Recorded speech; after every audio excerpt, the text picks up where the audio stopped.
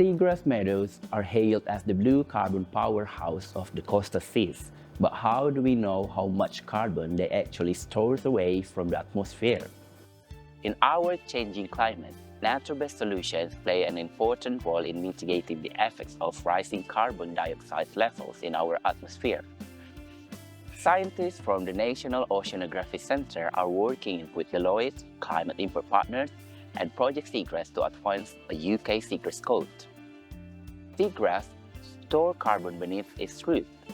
We know this by looking at cores of sediments like this, taken from the beds of seagrass meadows. The process of storing carbon in the sediment is called carbon sequestration. By analyzing the cores in special labs, we can determine how the amount of carbon stored by the seagrass changes over time, which tell us the carbon sequestration rate of the meadow. To quantify this, we can measure how old the sediment is using radiometric and carbon dating. Some sediment have been found to be many hundreds of years old. Our vital insight to the blue carbon potential of seagrass will increase the evidence base needed to inform the development of a seagrass code and blue carbon framework, which is underpinned by the excellent science.